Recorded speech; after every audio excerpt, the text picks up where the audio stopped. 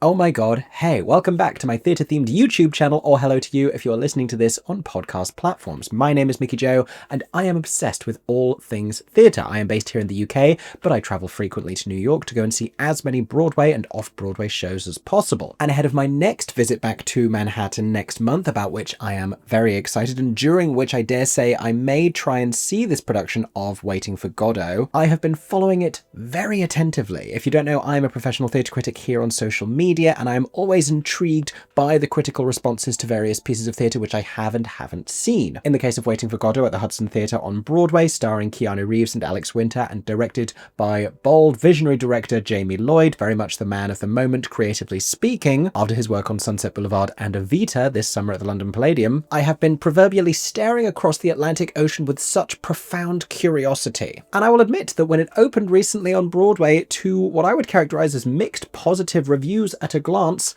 I was a little surprised. I was more than a little surprised. Not just because of my own feelings about Waiting for Godot and the fact that it's a inherently absurdist piece of theatre that often proves divisive, especially with contemporary audiences, but also because Jamie Lloyd has something of a proven track record for popular inconsistency. What do I mean by that? Well, in the few years since he's really come to super prominence and been one of the most talked about directors in the world when it comes to the theatre, he has enjoyed terrific award-winning acclaim for his production of Andrew Lloyd Webber's Sunset Boulevard, followed up with a decidedly less popular revival of Romeo and Juliet in the West End, but then, after that, Sunset Boulevard opened once more on Broadway, acclaim again, and then The Tempest happened with Sigourney Weaver. But it was a production which was also in many ways emblematic of much of his recent work, sort of stripped back aesthetically, star-led, bold, and perhaps with little regard for the labour of explicit storytelling. And so that impression of his recent work, combined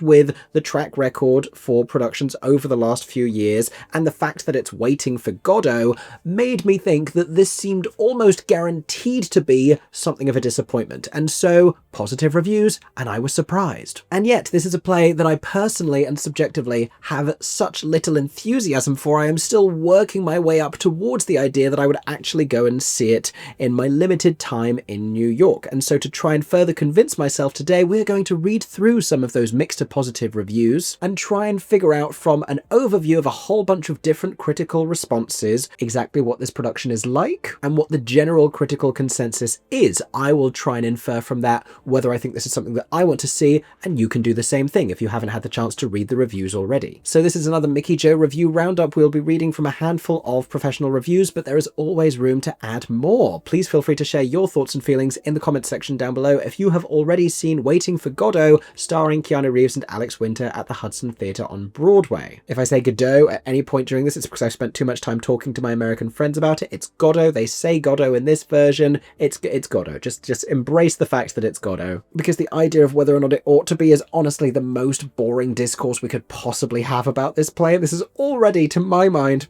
a fairly boring play. Let's dig into these reviews. If you like listening to what I have to say about the theatre, you can subscribe here on YouTube or follow me on podcast platforms. But I think that's already plenty of introduction. Let's talk about why the critics liked Waiting for Godot. So I'm currently on the very helpful website didtheylikeit.com, which creates aggregates of all of the various critical responses to newly opened Broadway shows, and by their metric, which isn't necessarily a one-size-fits-all, they gathered 7 explicitly positive reviews, 12 mixed, and no outwardly negative reviews. Now, BroadwayWorld.com is also usually good for a roundup. Let's see if they said the same thing, because sometimes they do disagree about what constitutes a positive or a mixed review, etc. We will begin with the New York Times, which both websites agreed was a mixed review, this by Laura Collins Hughes, while the Times still decides who their new chief theatre critic is going to be. No, it isn't going to be one Mickey Joe Theatre. But if it were up to me, I think Jo Weinberg would be an excellent choice, or, if she's interested in it, Sarah Holdren. For now, though, let us see what Laura Collins Hughes had to say about Waiting for Godot. Cue the air guitar is the curious slogan. I'm already intrigued.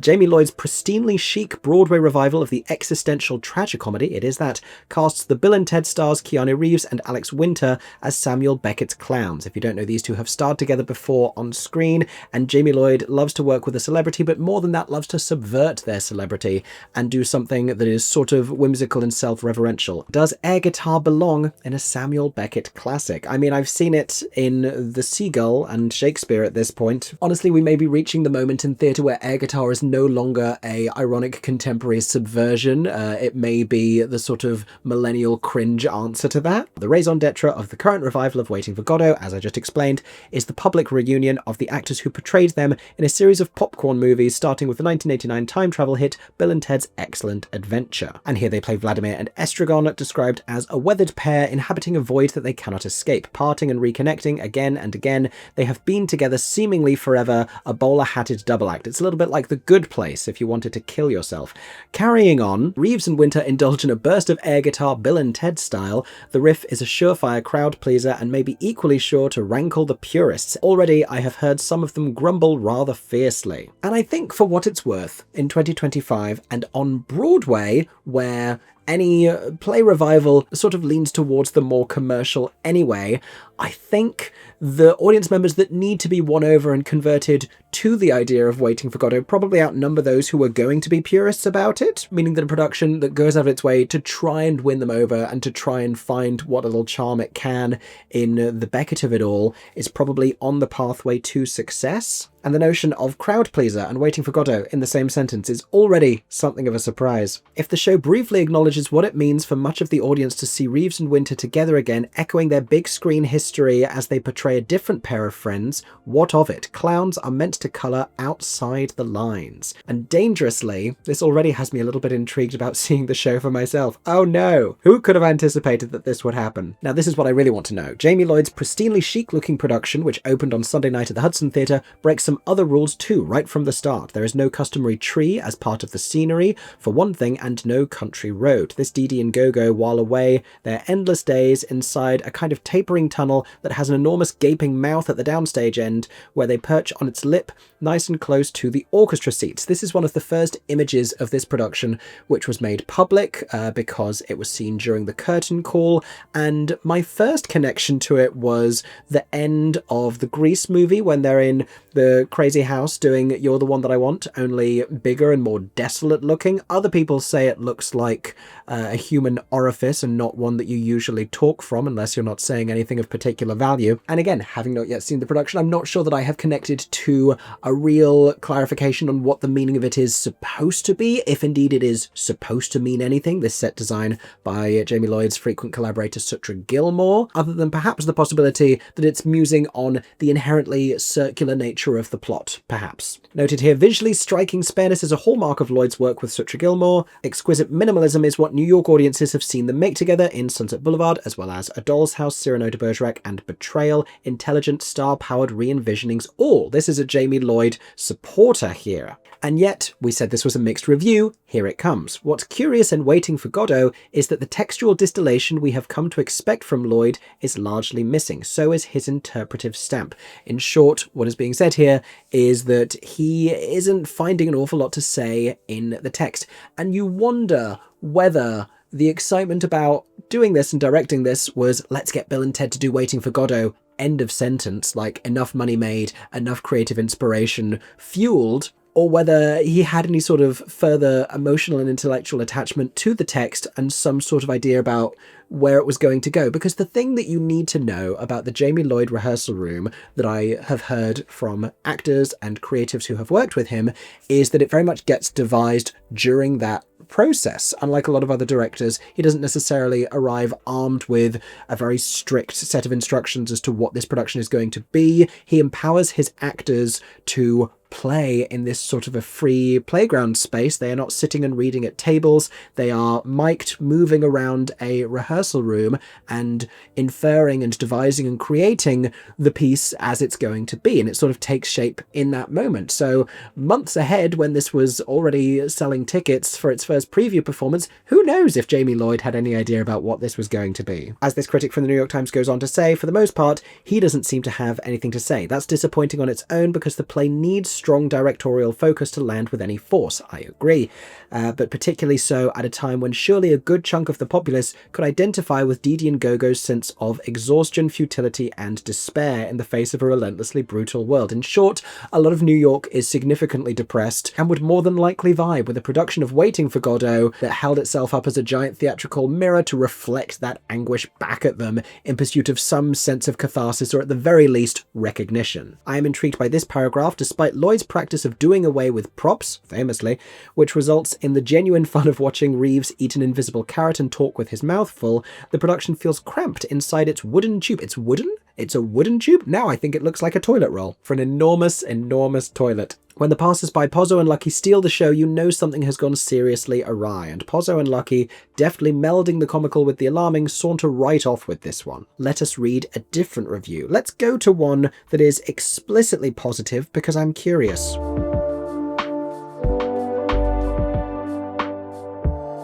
Let's check out David Gordon in Theatermania. Did they like it? Called his a positive review. Did Broadway World agree? Oh, Broadway World just didn't list Theatermania's review. Okay. Is that a feud I need to know about? We'll find out later. For now, let us read the Theatermania article. Do Keanu Reeves and Alex Winter make Waiting for Godot an excellent adventure? Very good, very good. Jamie Lloyd directs the cinematic pair, plus Brandon J. Durden and Michael Patrick Thornton in Samuel Beckett's existential nightmare. Whose nightmare is it? It's mine. Oh, David Gordon loves to talk about the other people that he meets at the theatre. Here we go. The couple next to me were clearly on a date, dressed well, in love, and perfectly comfortable making out in public.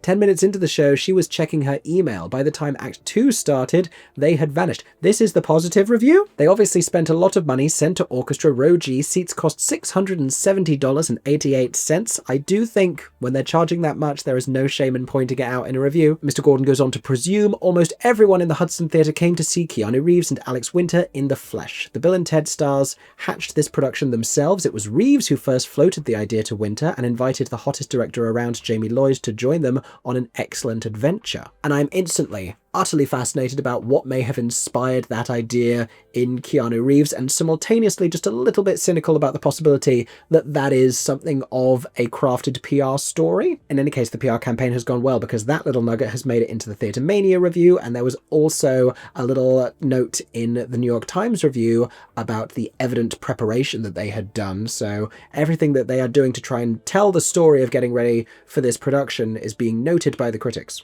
Beckett's desolate country road has been reimagined by scenic designer Sutra Gilmore as a plywood cornucopia that's part stump, part tunnel, part skate park, full pipe. In this curved, echoing playground, I'm now wondering, incidentally, as a sidebar, whether it is meant to feel sort of a skate park or sort of like giant construction tunnel that two aimless youths hang out in. Is it meant to hint back at the Bill and Ted of it all, and the implication that they have been waiting so long they have aged into adults? Is the air guitar meant to speak to a sort of a juvenile quality? Is that something that rings true throughout the production? I don't know, but it's what I'm now considering. The sound design provided by Ben and Max Ringham is customarily fantastic. Vladimir and Estragon slide up and down the walls, chomp on root vegetables, and debate whether hanging themselves might be more productive than waiting around for Godot, their mysterious saviour. The arrival of despotic landowner Pozzo and his long-suffering wheelchair-using servant Lucky briefly shakes up the routine, but of course, Godot never arrives. Twice. And I'm not usually a fan of comparing performances with their predecessors, but sometimes it feels necessary or helpful to do so. That's what David Gordon goes on to do here.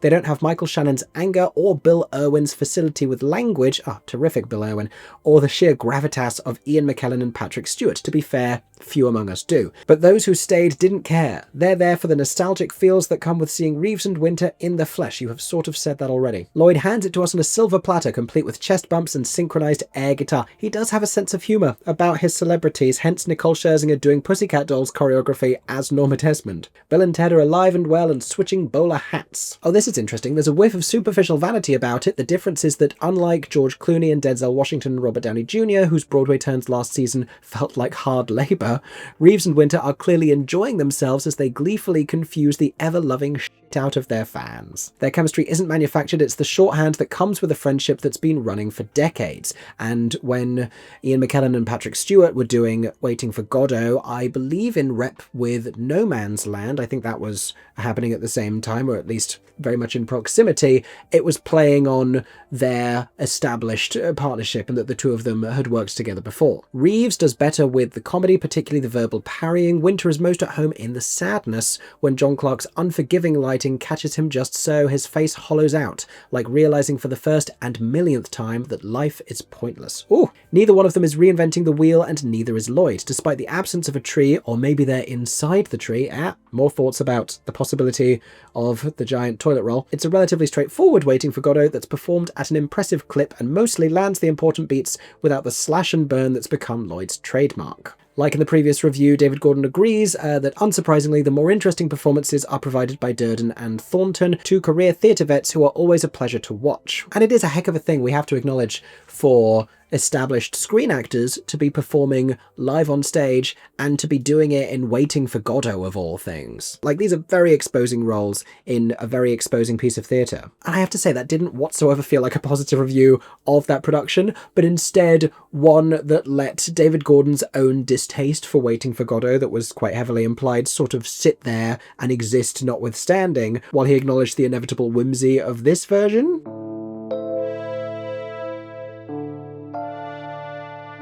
How about Greg Evans for Deadline? He called it Keanu Reeves and Alex Winter's existential adventure. All of the puns on that one.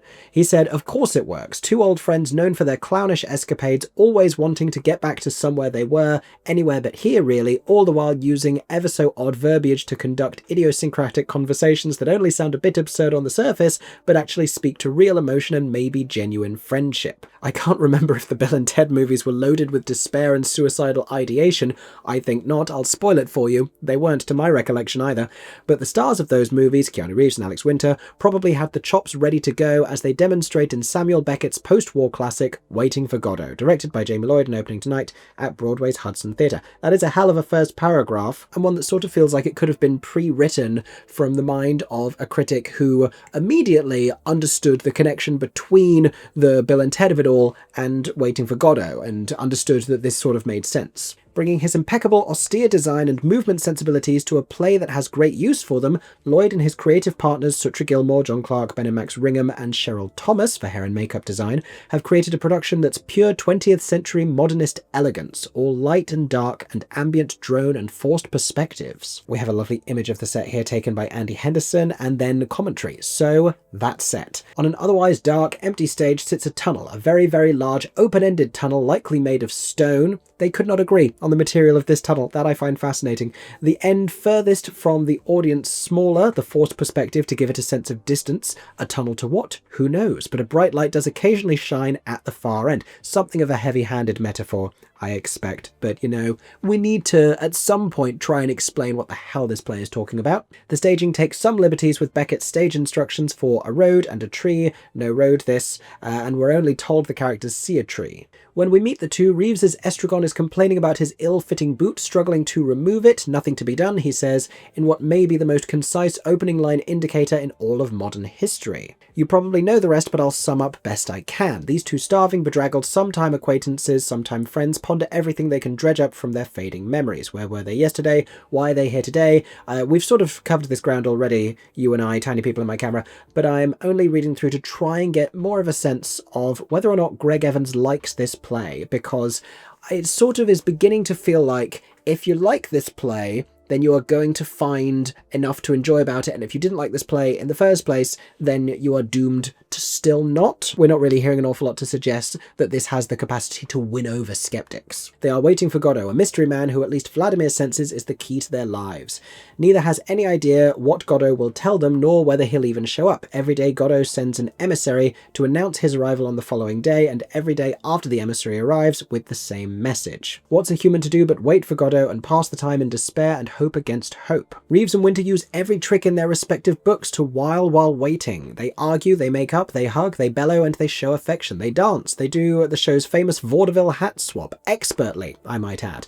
They climb, or attempt to climb, the curved wall of the tunnel, only to come sliding down again and again, which it gives us a little bit more insight as to what is going on with this set design, because that affords them a built-in futility and a lack of escape. At one point, just after reciting Beckett's written line back-to-back like in the good old days, Reeves and Winter look at the audience and immediately break into the famous air guitar riff from Bill and Ted's Excellent Adventure, complete with sound effects. The audience goes wild, and why not? This is the sort of clowning Go-Go and Dee-Dee, long thought to be based at least in part on Laurel and Hardy, might do. And it's nice to hear an uncynical interpretation representation of that moment, one that is clearly resonating with a majority of the audience. In days gone by, it wouldn't have been surprising to read a lot of critics resenting that being a part of this great and celebrated piece of theatre, and resenting the audience of tourists who don't know the play well enough to be there in the first place and aren't deserving of it. And also, I say it again, when is the last time you heard an audience going wild at all in a production of Waiting for Godot? As for the acting, there's little doubt that Winter is the more natural and more experienced stage actor of the two, more versatile and, when necessary, capable of drawing real pathos from this grim, gorgeous work of art. David Gordon said something similar about his inherent sadness. You believe his every-changing mood. Reeves, as they say, is Reeves, an exceedingly charming actor who projects more than he acts, but always seems to have full control of an audience's attention and affection. Even when he seems to be trying too hard to be stentorian or angry or carrying out a bit of slapstick tantrum, he has us rooting for him. And why not? He and Winter are limning their decades-old friendship, good times and bad, and melding it with one of the greatest 20th century modern drama duos ever created. It's their Godot, and damned if it doesn't work. So Greg Evans bought into the whole concept. A little earlier on, there were a couple of paragraphs about the two fantastic supporting performances from Pozzo and Lucky, noting that Thornton gets one of the play's tour de force moments when the servant is ordered by his cruel whip-wielding master to think, at which time Lucky begins to recite Godot's strangest monologue, a mishmash of intellectual-sounding gibberish that at times will have you believe it makes sense. Thornton handles it beautifully. At Pozzo's command to dance, the wheelchair user simply raises his hand and does a few Fosse hat tosses, and then a sort of Charlie Chaplin finger dance. It's a fine moment. And damn if that alone doesn't have me a little bit more intrigued to go and see it for myself. God damn it. Or should I say, Godot damn it.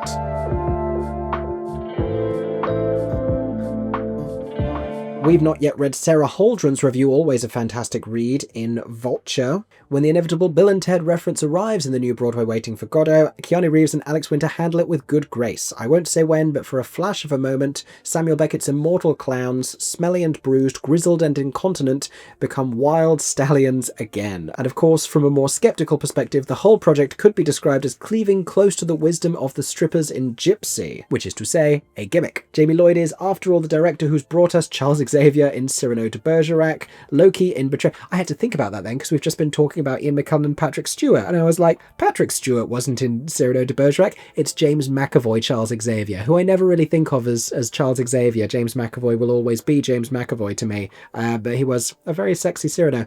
Loki in Betrayal, that one I get, and Nicole Scherzinger in Sunset Boulevard. But there's also something sweet, even in its own weird way, Beckettian, about the moment. And going back to something that I said earlier, when the scholar Vivian Mercier told Beckett that the two tramps sounded as if they had both gotten their PhDs, the playwright asked how he knew they hadn't. How do we know they weren't once wide-eyed goofballs who loved garage rock and historical babes? After all, they've had time to grow old. Celebrity vehicle though it may often be, Godot certainly isn't easy. It attracts pairs of actors who know and love each other and who want to get down to some serious work. Winter and Reeves have got the love and they've clearly put in the time. This linking to a feature piece about them being ready for Godot in the New York Times. That's the third time that has been referenced in one of these reviews. Like I said, PR team earning their fee on this production. But we've spoken a lot about Keanu Reeves and Alex Winter. I'm much more curious about what Sarah Holdren has to say about the Jamie Lloyd of it all. And she says that the hand of their director hovers heavily over the production. Though Lloyd is often referred to as a minimalist, he's not a light touch. The natural air of Ivo van Hove, and he is that, the last European it boy whose grand chilly productions Americans eagerly anticipated at places like BAM and the Park Avenue Armory, then eventually on Broadway, Lloyd doesn't wait for a play to inform his aesthetic. Like a bespoke coffin maker, hell of an analogy, he builds a specific type of box. Various theatrical bodies have to fit inside as best they can. Some slot right in, others distort and cramp. Oh, I love reading this. One might think that Beckett's great hovering question mark of a play, fantastic description, and a briefer description than anyone else, myself included, has been able to manage thus far, with its proximity to the abyss, would be a natural match for the director. His stages are consistently an expensive version of Empty. Oh, that's another great turn of phrase for a Jamie Lloyd set, an expensive version of Empty. His figures always essentially modern and monochromatic, and so it is here. Lloyd's habitual collaborator Sutra Gilmore puts the characters in dark, clean-lined layers and envisions Godot's country road as a purgatorial skate park. So Sarah Holdren also goes with skate park there. There you go, that's another vote in the skate park column. A huge, slick, full pipe of curving natural wood, which also speaks to tree, worth pointing out, opening out at the audience like a portal or the cleanest imaginable sewer. For long stretches of the play's first act, Winter and Reeves stay seated, perched at the tunnel's opening, gazing out over the audience. Only after intermission do they really begin to explore its physical possibilities. Here, this Godot finally sparks into its fullest life, as Reeves and Winter scuttle about, banging into each other in awkward embraces and sliding down the sides of the big wooden tube like fried eggs glooping out of the pan, good word. We can suddenly sense their vitality, the clawing, questioning, hopeful against all odds spirit that spurs them on, absurdly even as the gravedigger puts on the forceps. And just as it's beginning to sound like it's going to be a positive review, Sarah Holdren has a little more to say about the direction. Lloyd's production contains too little of this vigour. He hasn't made room for it. Watching his Godot, one gets the sense that the looming, unseen title character is making all the decisions. This Dee Dee and Gogo really are rats in a maze, bugs in a jar, responding as best they can every time their tunnel is bathed in eerie yellow-green light or a sinister hum fills the air. There is also a mention of the fall 2023 production starring Michael Shannon and Paul Sparks. This was a warm Waiting for Godot, an argument for the great wells of humour and fleshy, gritty humanness that lie beneath Beckett's heightened rhythms and metaphysical pondering. The play's literary significance built up like barnacles on an ancient whale. Ah, don't you just love reading a Sarah Holdren? The Dee Dee and Gogo that Sparks and Shannon created were full of blood and bile, real people with, no matter how obscured in its details by time and circumstance, a long and winding relationship. Winter and Reeves are endearing together. Reeves especially just makes you want to give poor stinky-footed Estragon a hug, and it's clear that they're trying for full personhood, but in their world an oppressive invisible hand does exist. Lloyd himself is that force. Who's messing with the lights and filling the air with menacing rumbles and zaps, not to mention with pulsing minor key club beats before and after the show? Who's decided that there will be no tree on this country road and that all props, carrots, bags and baskets, whip, will be mimed in thin air? Not in fact Godot, or for that matter, God, it's just the director, and this one has moulded an environment that reduces Dee Dee and Gogo into flatter versions of themselves. Neither Winter nor Reeves is doing weak work, but a grey wash has been painted over them. Places that earn chuckles could be getting gasps and guffaws. Moments that feel generally meditative could be devastating if Lloyd were more interested in character work and less in mise-en-scène. And there is plenty more of this review to enjoy, likewise talking about the brilliance of the supporting cast members, Brandon Durden and Mr. Thornton. But as always, what an absolute piece of writing from Sarah Holdren, something that feels quite expert in its diagnosis, especially in comparing and contrasting with previous productions and the tone thereof. It's all very well to simply compare the actors who are their predecessors, but to talk about the entire nature of a piece and the way that it's been conceived in comparison with another, I think is much more interesting. Especially with a play like Waiting for Godot that is very open to creative interpretation, that is, like we read in the New York Times piece, sort of requiring of a strong directorial vision.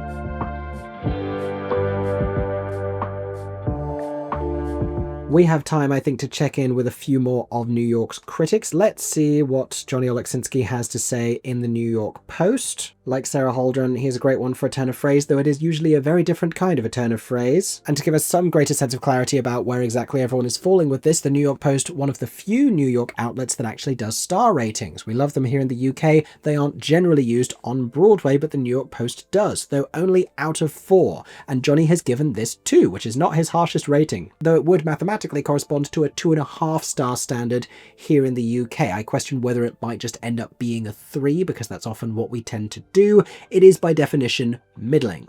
And he immediately points out, over at the Hudson Theatre on 44th Street, the crowd is waiting for Neo, and John Wick, and of course, Bill and Ted. In the sense that Keanu Reeves shows up for work at Waiting for Godot, the play that opened Sunday night on Broadway, they get what they came for. Celeb spotters will be satisfied that they forked over as much as $670, there's that price tag again, to bask in the presence of the chosen one. But besides the famous faces of Reeves and his Bill and Ted co-star Alex Winter, is the audience being treated to a top-tier production of Samuel Beckett's absurdist tragicomedy? Is Reeves any good? To which the response is, not really. That's literally what he's written down. This particularly meandering and stiff Godot is hardly an excellent adventure, nor, by the way, is it a bogus journey. Wink wink, nudge nudge.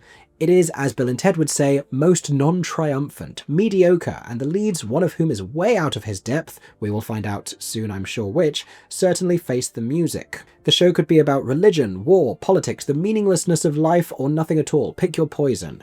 The duo's conversations are eccentrically banal. There's a musicality to the patter though, and a lot of humour and darkness for gifted performers to sink their teeth into. With the right casting, the strange, bleak chit-chat can mesmerise and fascinate. This is another critic who believes in the power of Waiting for Godot and the capabilities of Waiting for Godot, just not this one. Patrick Stewart and Ian McKellen did just that on Broadway 12 years ago. Was that 12 years ago? My God. The British vets were hilarious, touching, and haunted in the parts. But at this point, I'm very curious to find out which of the two Mr. Oleksinski didn't feel was necessarily qualified for his role. As D.D. Winter, who's become an acclaimed documentary filmmaker in recent years, I didn't know that, is the more impressive of the two. There you go, that's quickly answered. He carries around a poignant sadness, we've heard that a couple times, you wouldn't expect given his silly body of work. He's quite moving, and the pair do have a natural rapport.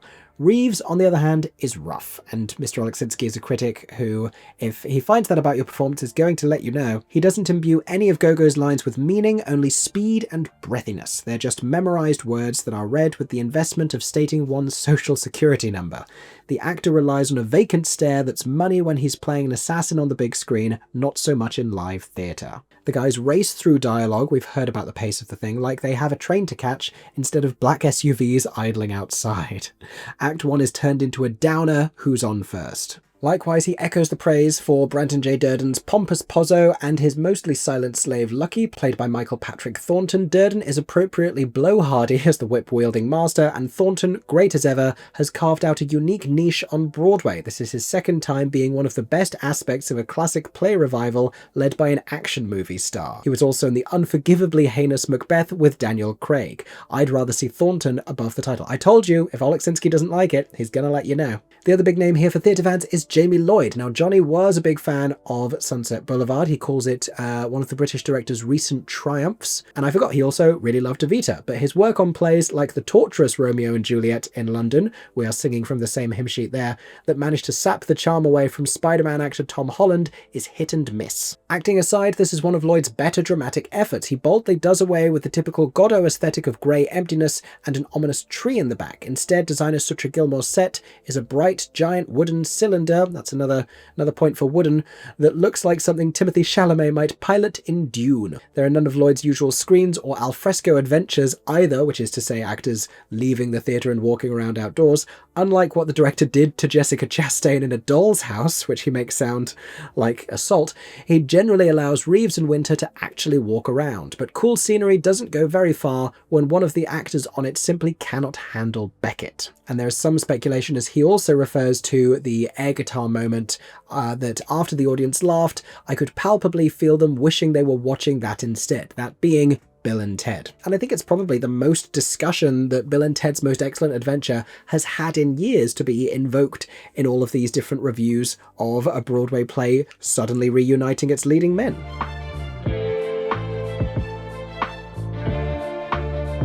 I will check in with Adam Feldman and TimeOut New York, if only because this is another outlet which gives us a star rating, and this is 3 out of 5. And a pun title that actually made me out loud laugh, Long Time No Tree, is what we've gone with here. That I enjoy. We start by talking about the 1989 movie, Bill and Ted's Excellent Adventure. Keanu Reeves and Alex Winter play a pair of dim teenage rockers who travelled through centuries and around the world, and even in the film's 1991 sequel, Bill and Ted's Bogus Journey Beyond This Mortal Coil. So there's a satisfying snap to the joke of casting them. The casting is more than just a stunt though. The nostalgic affection that the audience holds for Reeves and Winter has certain salutary effects. Together again at last, we have to celebrate this, says Vladimir at the top of the play. The audience is there for the reunion party, and it arrives with the gift of a prior sense of these two men as friends. When they mention having known each other a million years ago in the 90s, the line hits differently than it did when the play made its Broadway debut in 1956. When they embrace, it has an extra level of sweetness. They have history with each other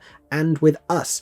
And this is beginning to suggest a little of the warmth that I think I have been craving from Waiting for Godot. I don't mind that it's existential. I don't mind that it's circular and absurdist if the thing could have just a little bit more charm and just a little bit more wit and life to it. I just would love for a production that's a little less bleak, which is something that is echoed in some of the descriptions of this production, but I don't know whether I feel totally confident about that. Winter still sometimes looks boyish, but his face has more lines and his eyes are more sunken. Reeves in a grey beard looks gaunt and at times almost haggard. In a play that deals centrally with exhaustion and age, watching these actors 35 years after the youthful exuberance of Bill and Ted adds an extra degree of poignancy. Was Bill and Ted so huge that everyone saw it? Like, I've seen the film and it seems that all of these critics did. I'm curious if anyone had to go and watch it because it was evidently so central to this production. As for their performances, Reeves and Winter are very much giving it the old college try, which is to say that they're older, but from time to time their acting is a little collegiate. Winter is touching as Vladimir, or Didi, who he imbues with lovely sincerity and feeling, especially in his longing for companionship with the pricklier Estragon, or Gogo. Only when Lloyd's staging gets self-consciously serious does he slip into earnestness, but Reeves is often stiff and underexpressive, which is something we've heard a couple times now. Beckett's language fits him as ill as his suit, which is short at the limbs but baggy at the waist. I wish that Lloyd's production leaned harder into the Bill and Ted resonance, says Adam Feldman. Aside from one signature air guitar riff, which the audience eats up, which has been plenty discussed, it doesn't fully commit to its bit. And to be fair, there is usually only one sort of a nod of that type in a Jamie Lloyd production, because he says that everything that he does is very much in service of the text, and so to distract too much from that would be uncharacteristic. So in Much Ado About Nothing, there was one Tom Hiddleston as Loki cardboard cutout. In Sunset Boulevard, there was the choreography moment. There was, to be fair, also a backstage image of Nicole circa Pussycat Dolls. Here's what has me dangerously close to actually going to see the show though. Winter and Reeves' teamwork is at its best when at its goofiest, and Waiting for Godot, despite its rather bleak reputation, is loaded with dumb humour. Beckett offers his existentialism by way of vaudeville comedy, the lower the better. Burping, farting, stinky feet, bad breath, slapstick falls, pants falling down. The most memorable moments here are silly ones, such an extended gag, I believe that should be such as an extended gag, in which they pass around their Laurel and Hardy style bowler hats. This revival's real strengths are elsewhere, however. Lloyd's choice that all of the props be mined, from turnips to whips, emphasises the ephemerality of the play's world, and sometimes yields fascinating results. And Sutra Gilmore's striking, that's not how you spell Sutra Gilmore's surname, beautiful set is radically different from the usual ones, which have tended to abide by the conventions set by the persnickety Beckett estate. And we have one final musing on the meaning of this set, which continues an idea we heard earlier. The set's core elements are still as the script specifies: a country road, a tree, but whereas other productions put the tree in the road, this one blows that whole idea inside out. The road appears to be inside the tree, which is rendered non-literally as a giant tube of polished wood.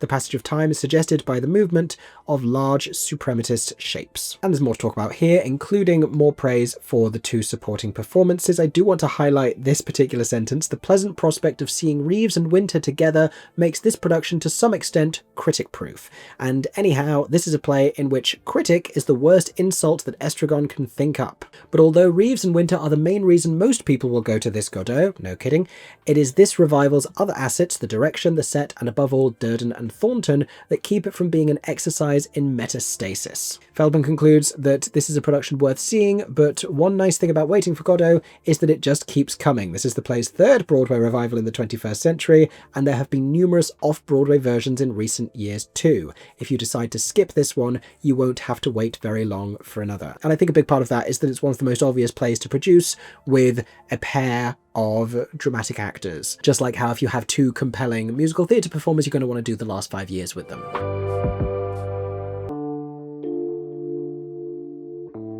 But as we begin to hear more and more of the same sentiments echoed, some of them with a slightly more positive spin, which seems to just be the degree to which people have been won over by the notion of the direction and the extent to which people favourably compare it with previous productions and give way to the charm of the Keanu Reeves and Alex Winter of it all, I think we can conclude, reading through the reviews of the Broadway production, it takes very little for me to want to go and see something for myself, and I think I have been rendered curious enough that I want to go and form my own opinion. I also live in the perhaps naive hope that I will eventually be won over by a production of Waiting for Godot, and there's parts of the way that this one has been described which make me just the littlest bit hopeful, but I'll remind you, it is the hope that kills you. So for an update on that, if I do see the play in New York next month, and if I do make a full review about it here on social media, you know where you can find it. But before I do, and before you hit subscribe and turn on the notifications below my face, or follow me on whatever podcast platform you might be listening to this on,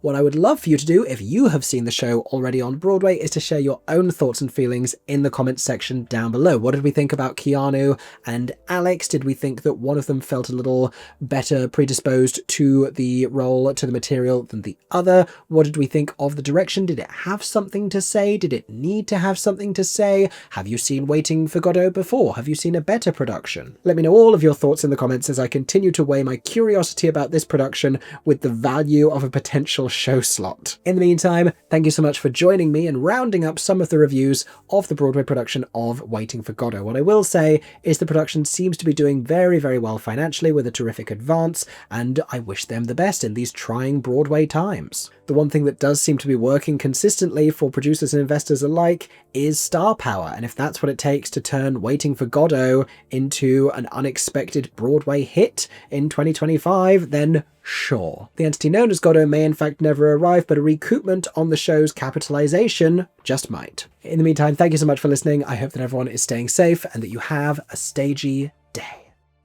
For 10 more seconds, I'm Mickey Joe Theatre. Oh my god, hey, thanks for watching, have a stagey day. Subscribe!